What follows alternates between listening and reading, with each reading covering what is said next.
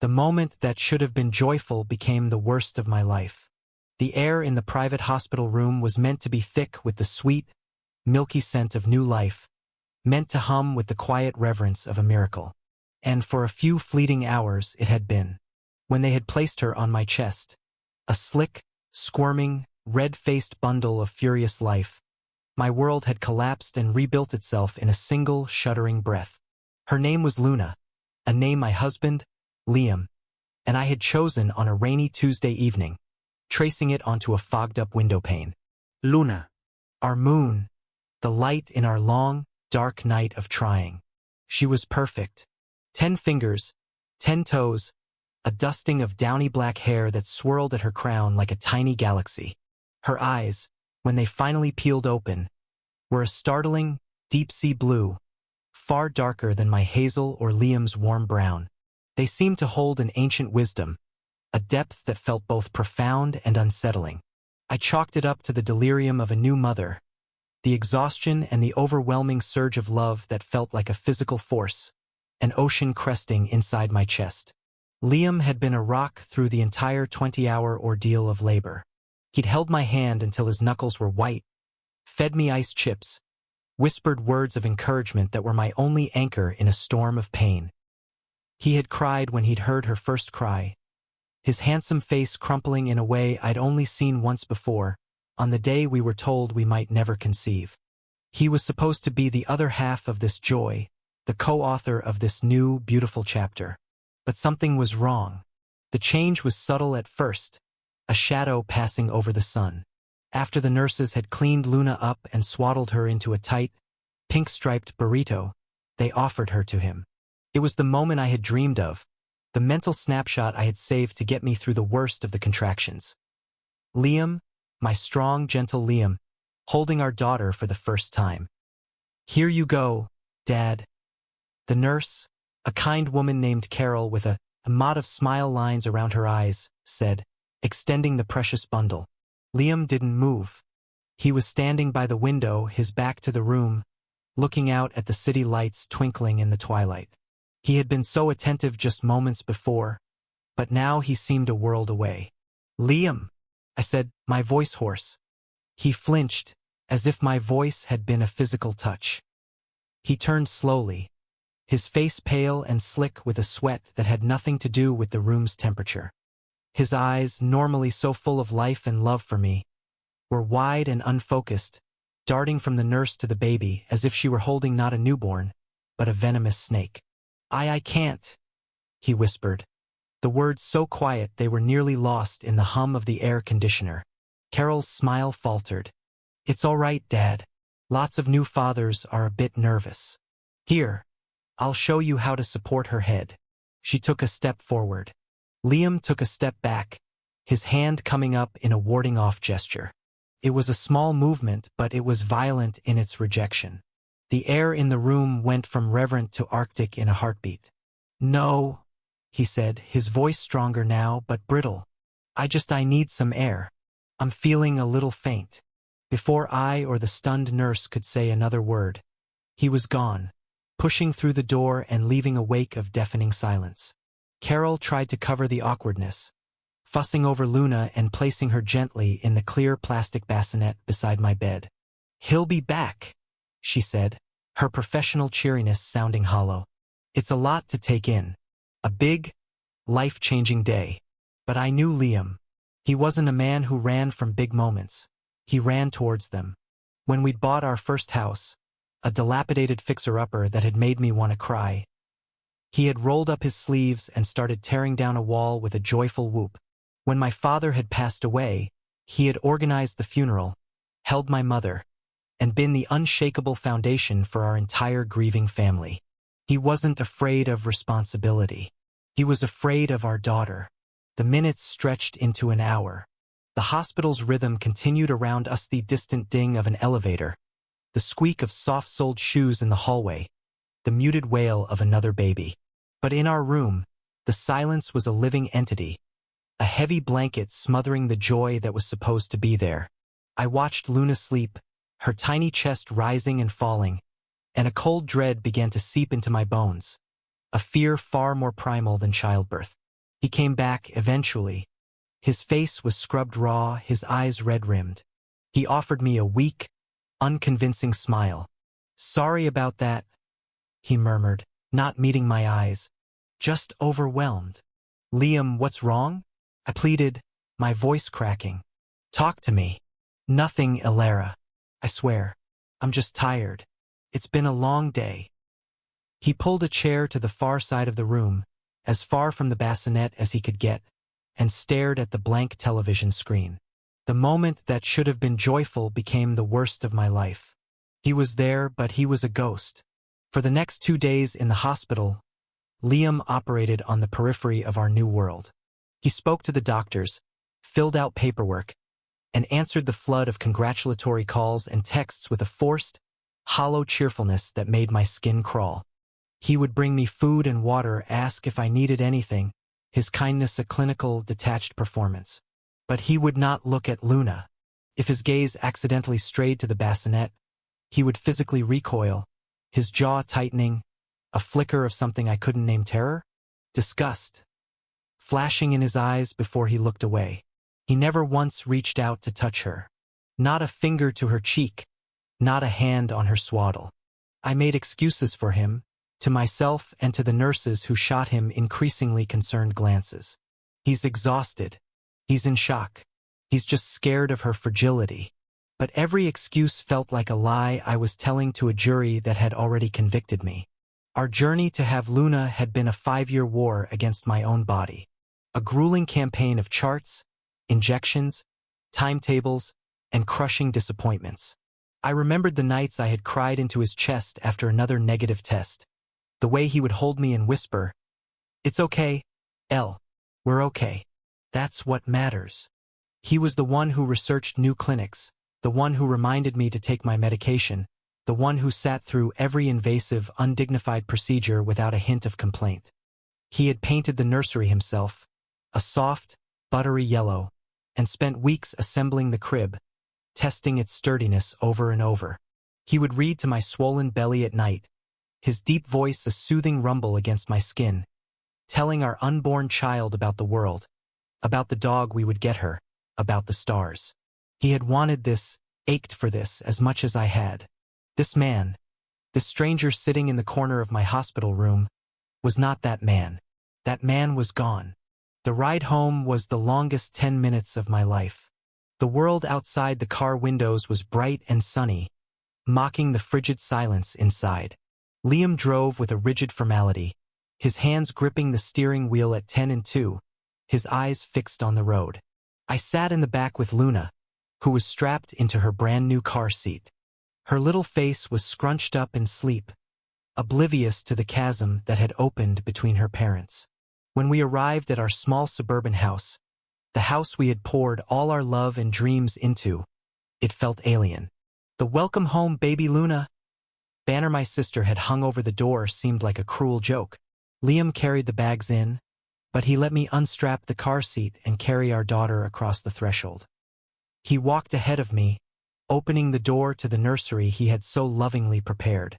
The yellow walls seemed garish now. The mobile of hand-stitched felt planets hung motionless and sad. The empty rocking chair in the corner looked like a silent accuser. He didn't step inside. He lingered at the doorway as I gently placed Luna in her crib. She stirred, making a small, snuffling sound, and his whole body tensed, ready to bolt. "I'm going to make some coffee," he mumbled, and fled. The first week was a blur of lonely, terrifying surrealism. I was adrift in the strange, demanding world of new motherhood, a world of 3-hour cycles of feeding, burping, changing, and sleeping. It was exhausting, relentless, but it should have been a shared exhaustion, a shared struggle. Instead, I was utterly alone. Liam became a phantom in our home. He moved around me, around Luna, with a ghostly quiet. He slept in the guest room, claiming he didn't want his tossing and turning to wake the baby, an excuse so flimsy it was insulting. I would hear him leave for work before dawn and return long after I had collapsed into my own bed. Meals were eaten separately. We communicated through brief, functional text messages. "Need anything from the store?" Left dinner for you in the fridge. The intimacy we had spent a decade building had evaporated. The house, once our sanctuary, became a map of his avoidance. He would take paths through the living room that kept the doorway of the nursery out of his line of sight. I once found him standing in the kitchen, staring at the baby monitor with an expression of such profound anguish that it stole my breath. But when he heard me approach, his face became a blank mask, and he walked away. The love I felt for Luna was fierce and absolute, a lioness's protective roar in my soul. But it was tainted with a constant, gnawing pain of rejection, not for me, but for her. How could he not see how wonderful she was? How could he not want to breathe in her sweet scent, to feel her tiny hand curl around his finger? The love for my daughter and the bewildered agony over my husband's behavior were two warring tides, and I was drowning in the rip current. Friends and family called, their voices bubbling with excitement. "How's Liam with her? Is he just totally smitten?" my mother asked. "He's amazing," I lied, the words tasting like ash. "A natural." Each lie was a small cut, and I was bleeding out one falsehood at a time. I felt like a fraud, presenting a happy picture of a family that was, in reality, a shattered portrait. The breaking point came on a Thursday night. It was a little after 2 a.m. Luna was colicky, her small body rigid with discomfort, her cries sharp and piercing. I had been walking her, bouncing her, singing to her for over an hour. My back ached. My eyes burned with unshed tears of frustration and exhaustion, and my arm felt like it was about to fall off. Through my fog of fatigue, I heard the guest room door creak open. Liam appeared in the dim hallway light, a silhouette of a man I used to know. He stood there, watching me. For a wild, hopeful second, I thought he was finally going to step in, to offer to take her, to give me a moment's respite. He just stood there, his face a mask of conflict. "Can't you make her stop?" he asked. His voice wasn't angry, not exactly. It was strained, desperate, as if her crying was a physical torture to him. Something inside me snapped. The carefully constructed dam of lies and excuses and forced patience crumbled into dust. "Can't I make her stop?" I hissed, my voice trembling with a rage that was white-hot. I turned to face him, cradling my wailing daughter against my chest. "Where have you been, Liam? Where have you been for the last 9 days? Do you think she just magically feeds herself? That her diapers change themselves? I am here, doing this all day and all night, completely and utterly alone, while you hide in your room like a coward." He flinched but didn't speak. "What is wrong with you?"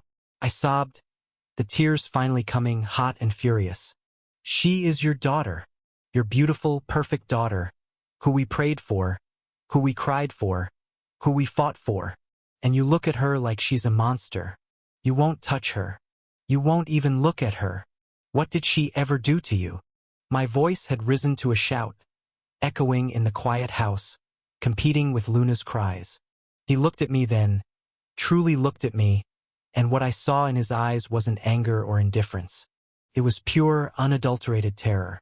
He looked like a man on the edge of a precipice, staring down into an abyss. "You don't understand, Alara," he choked out. "Then make me understand," I screamed. "Because I am losing my mind. I look at the man I married, and I don't know who you are anymore. This moment, this beautiful, incredible moment of our lives, and you've turned it into a nightmare. You have ruined it." The words hung in the air, ugly and true. He stared at me, his face collapsing. The fight went out of him, replaced by a wave of utter despair that was terrifying to behold. He looked past me, his gaze finally landing on the crying child in my arms. He didn't recoil this time. He just stared, his expression one of tragic, heartbreaking finality. He took a shaky step forward, then another. He didn't reach for Luna. He took my free hand, his own feeling cold and clammy. "Come with me," he whispered, his voice a ragged ruin. He led me, like a sleepwalker, into the nursery. The soft glow of the moon-shaped nightlight cast long shadows on the yellow walls. Luna's cries had subsided into whimpering hiccups, her body exhausted from her own tantrum. I stood, swaying on my feet, as Liam slowly knelt down beside the crib. He still didn't touch her. He just watched her, his breath catching in his throat. I waited, my heart hammering against my ribs, a primal scream caught in my throat. I was prepared for anything. An affair, a secret illness, a confession that he'd never really wanted a child. I was prepared for a truth that would hurt. I was not prepared for the truth he gave me. He looked up at me, his eyes hollowed out, reflecting the dim moonlight. His lips parted, but no sound came out at first. He swallowed hard, a muscle feathering in his clenched jaw. And then, so quietly I almost didn't hear it over the frantic beating of my own heart, he finally whispered a truth that left me trembling. Because she isn't ours, Elara. Not really. And I don't know what she is. The words hung in the air of the nursery, small and quiet, yet they possessed the force of a physical blow. They knocked the air from my lungs, buckled my knees.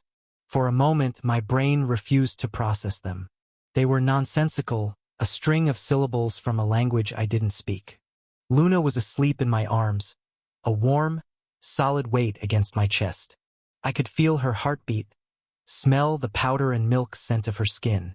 She was the most real thing in my world. What? The word was a dry crackle in my throat. What are you talking about? Are you having some kind of breakdown, Liam? Do you need a doctor? It was the only explanation. The stress, the lack of sleep, the monumental pressure of becoming a father, it must have broken something in his mind. But when he looked up at me, his eyes were horribly, terrifyingly sane. The despair in them was lucid. This wasn't madness. This was a confession. What he said crushed me beyond repair. In that single moment, the foundation of my life-me marriage, my motherhood, my very reality turned to sand and began to slip through my fingers. Make it make sense, Liam? I whispered, my voice shaking so hard my teeth chattered. I sank into the rocking chair, pulling Luna's blanket tighter around her, a futile gesture of protection against his words. Right now. He didn't get up. He remained kneeling on the floor, a penitent at an altar of his own making. He looked broken, smaller than I had ever seen him. The last IVF cycle, he began, his voice a monotone, as if he were reciting a story that had happened to someone else. The one we were told was our final chance. Failed, Elara, just like all the others. I stared at him, confused. No. No, it didn't. The doctor called Dr. Albright. She called us both on speakerphone. She said the embryo had implanted. She said it was a miracle. I remembered that call. We had been in the kitchen. I had dropped a spatula, clattering onto the floor, and we had held each other and sobbed with a relief so profound it was painful. Liam's face crumpled. That wasn't Dr. Albright. A cold dread, slick and oily, slithered down my spine. What do you mean that wasn't Dr. Albright? I found a place, he said, his gaze fixed on the floorboards. Online. After Dr. Albright told me, privately, that the cycle had failed and that there was nothing more she could do for us. She said my contribution was non-viable. Completely. Zero chance. He flinched as he said it, a deep, primal shame crossing his features. She was going to call you the next day to tell you. I begged her to give me 24 hours. He was talking about his infertility, the final, devastating diagnosis that had been the unspoken grief at the heart of our struggle. It was his deepest wound, a source of shame he rarely spoke of. I couldn't watch you hear that, Elle. After everything. After all the pain, the hope, I couldn't be the one who failed you. The one who broke our dream for good. His voice cracked. So I did something. I found this group. They called themselves a Pioneering Genetics Consortium. Ethelred Biosciences. The name sounded both archaic and clinical, like something from a science fiction novel. They weren't on the mainstream forums. It was deeper, harder to find. They promised solutions for what they called terminal infertility. Guaranteed results. They said they had developed a method that bypassed traditional fertilization entirely. They didn't need a viable egg or viable sperm. They just needed a host and a single donor's genetic material. My blood ran cold. A host? A donor? Liam, what did you do? He finally looked at me, his eyes pleading. They used my DNA, Alara, and they combined it with something else. They called it a synthetic ovum matrix, a proprietary cellular scaffold that could initiate embryogenesis. They said it was the future of reproduction. No more failed IVF, no more heartbreak. A perfect, healthy child. Every time. The room began to spin. The yellow walls seemed to lean in, the air growing thick and hard to breathe. Ik laat de luna tighter. You let them put in an experiment inside me? Without my knowledge. Without my consent. The words were a venomous whisper. I forged your signature on the consent forms. He confessed, the words tumbling out now, a torrent of poison. I drained our savings account and a portion of my retirement fund to pay for it. It was all done remotely. Samples sent by courier, consultations via encrypted video calls. The implantation, it wasn't at Dr. Albright's clinic. I told you it was a last-minute appointment. I took you to a private address, a nondescript building downtown. You were sedated. They told you it was a standard procedure. I remembered that day. I'd been so hopeful, so nervous. The facility had been sterile and impersonal. I had assumed it was an annex of our usual clinic. The nurse had been cold and efficient. I had been so caught up in the dream that I hadn't questioned the details. I had trusted him. Implicitly. Utterly. The phone call from Dr. Albright, it was one of them. A woman from Ethelred. It was all a lie, Alara. The most horrible, unforgivable lie. But I did it because I love you. I saw how much you were suffering, and I thought I could be the hero. I thought I could give you the one thing you wanted more than anything in the world, and the lie wouldn't matter once you were holding our baby. I thought the ends would justify the means. Our baby. I choked out, the words laced with acid. What is she, Liam? What is in my arms? This was the question he had been dreading. His face, if possible, grew even paler. I don't know, he whispered. For 9 months, I thought everything was fine. I let myself believe the lie. The pregnancy was perfect. The scans were perfect. I thought I'd gotten away with it. I thought we had our miracle. He took a ragged breath. Then, a week before your due date, I got a call. A final communication from Ethelred. It wasn't the congratulatory call I was expecting. It was a warning. He paused, his eyes wide with a remembered horror. The man on the phone, he was different from the others. He sounded scared. He said the project had been terminated, that the results were unstable. He said the other test subjects, the other babies, they were exhibiting unforeseen developmental accelerations, cognitive and physiological anomalies that they couldn't explain or control. He used the word unpredictable. He warned me not to form an emotional attachment. He told me to observe, to report any deviations from the norm. And then he said Ethelred Biosciences was dissolving. The website, the numbers, all of it would be gone within the hour. He said, "You are on your own." And then he hung up. The silence that followed was absolute. It was the silence of a dead world. The silence of deep space. My husband had not refused to hold our baby because he was scared of being a father. He had refused to hold her because he was terrified she was a monster. And he had made her.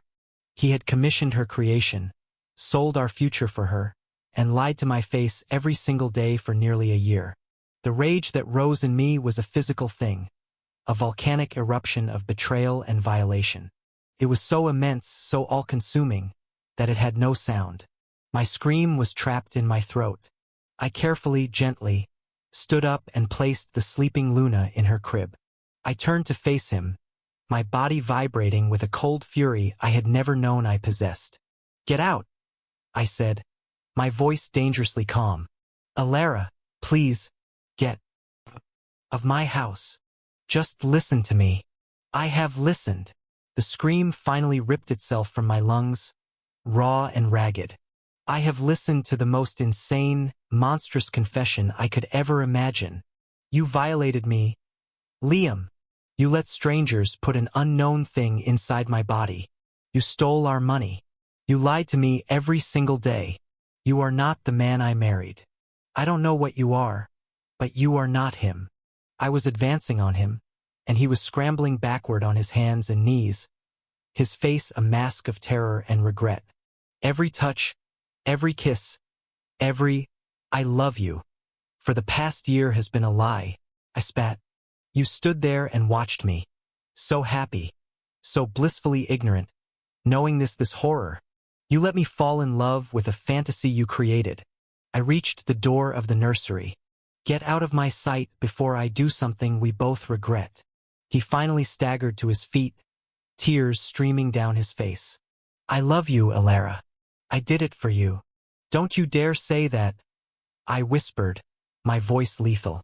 You did this for you. For your ego. For your shame. Now leave. He hesitated for a second longer, his eyes flicking to the crib, then to my face. He saw the utter absence of forgiveness there, the scorched earth of my love for him. He turned and stumbled out of the room, down the stairs, and a moment later, I heard the front door open and close with a soft, final click. And then I was alone. Alone in the house of lies, with the product of the greatest betrayal of my life sleeping peacefully in her crib. The days that followed were a waking nightmare. The betrayal was a constant, physical pain in my chest, a shard of glass lodged in my heart. Every time I looked at my reflection, I felt sick. My body, which I had loved for creating and carrying life, now felt like a crime scene, a violated vessel. My marriage was a ruin, a collapsed structure of lies and secrets. But then there was Luna. My love for her had not vanished. If anything, it became more ferocious, more desperately protective. She was innocent in all of this. She hadn't asked to be created in a lab, to be the subject of a failed experiment. She was just a baby. My baby. The primal, biological bond was too strong to be severed by Liam's confession. But everything had changed. The fear he had felt was now mine, a contagion he had passed to me. I started to watch her, to observe her, just as the man from Ethelred had warned. Every coo, every gurgle, every stretch was now filtered through a lens of terrifying suspicion. When she gripped my finger, was her grasp unusually strong for a newborn? When her deep blue eyes followed me across the room, was it with a normal infant's focus, or something more? A knowing, analytical gaze? I would measure her length obsessively. Was she growing too fast? I downloaded developmental milestone apps, comparing her progress with a frantic, paranoid energy. Was she lifting her head a week too early? Was that babble just a babble, or did it have a strange, clicking cadence to it? I was losing my mind, caught in a feedback loop of love and terror. One moment, I would be weeping with overwhelming affection as she smiled a milky, gaslit smile in her sleep. The next, I would be frozen with fear, staring at her in the dim light of the nursery, wondering what was really going on behind those beautiful, unknowable eyes. I tried to find them, of course. Ethelred Biosciences. As Liam had said, they had vanished. The name yielded 0 results on any search engine I tried. The web domains were dead. It was as if they had never existed, a ghost company that had materialized just long enough to ruin my life and then dissipated into the ether. My isolation was complete. Who could I tell? My husband secretly had me implanted with a genetically engineered baby from a shadow organization. And now he's gone, and I think my daughter might be some kind of super infant? I would be locked in a psychiatric ward before I finished the sentence. The house grew quieter, lonelier. I was a prisoner, haunted by the ghost of my husband and the terrifying mystery sleeping in the nursery. About 3 weeks after Liam left, the first undeniable thing happened. I was in the kitchen, exhausted, trying to warm a bottle while bouncing a fussy Luna on my hip. On the counter next to the bottle warmer was my phone. It suddenly lit up and began to play a lullaby, a complex, tinkling melody I had never heard before. I stared at it, confused. I hadn't touched it. Luna was in my arms. And then I saw it. The screen wasn't just playing music. It was displaying a complex series of scrolling code. Green characters on a black screen like something from an old hacker movie. Luna, who had been fussing, was now perfectly still in my arms, her head cocked, her dark blue eyes fixed on the phone. Her mouth was making tiny, rhythmic movements, and for a terrifying second, I thought the strange, clicking sounds I'd imagined before were real. As soon as I moved towards the phone, the screen went blank and the music stopped. It returned to my normal home screen. I checked my apps, my music library. The song wasn't there. There was no trace of the code. It was gone. I stood in the silent kitchen, my heart hammering against my ribs. It wasn't my imagination. It wasn't paranoia. It was real. Something was happening. That night, unable to sleep, I sat in the rocking chair, just watching her. My beautiful, impossible daughter. The fear was still there, a cold knot in my stomach. But as I watched her tiny chest rise and fall, another feeling began to surface, pushing through the wreckage of my life. A fierce, defiant resolve. She was not an experiment. She was not a monster. She was not a lie. She was Luna. She was mine. Whatever she was, whatever she might become, she was my daughter, and I would protect her. From the world, from the people who created her, and even from the legacy of her own father's fear. The front door creaked open. I froze, my body tensing. I heard slow, hesitant footsteps in the hall, and then he was standing in the doorway of the nursery. Liam. He looked like a ghost. He was thinner, his clothes rumpled, dark circles under his eyes. He looked like he hadn't slept in weeks. He saw me in the chair, and he flinched, expecting me to scream at him again. I didn't. I just held his gaze, my arms protectively around the sleeping child who was now visible in my lap. I was wrong, he whispered, his voice broken. To leave, to run. That was my fear, my cowardice. It wasn't fair to you, and it wasn't fair to her. He took a hesitant step into the room. I can't eat. I can't sleep. All I can think about is you two. Here. Alone. Whatever I did, whatever she is, she's still my daughter. And you're still my wife. I know I destroyed that. I know it might be gone forever. But I can't hide anymore. I have to be here. For both of you. If you'll let me. The betrayal was still there. A gaping wound that might never fully heal. The man before me had crushed me, had annihilated the world I thought I knew. Trust was a foreign concept.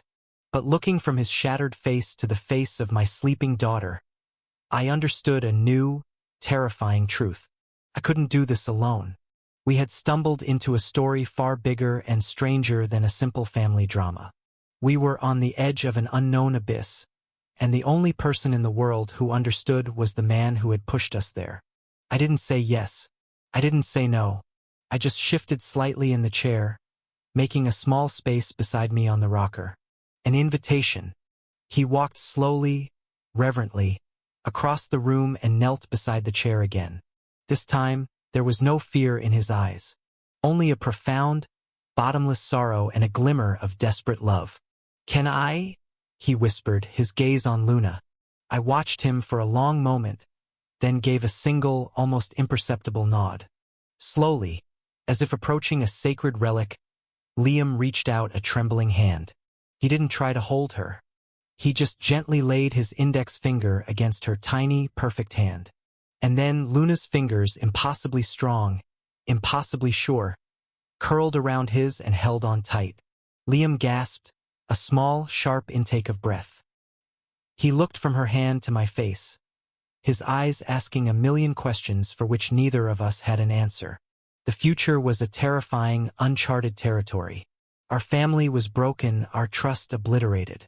But in the dim, moonlit silence of the nursery, for the first time in weeks, we were not alone.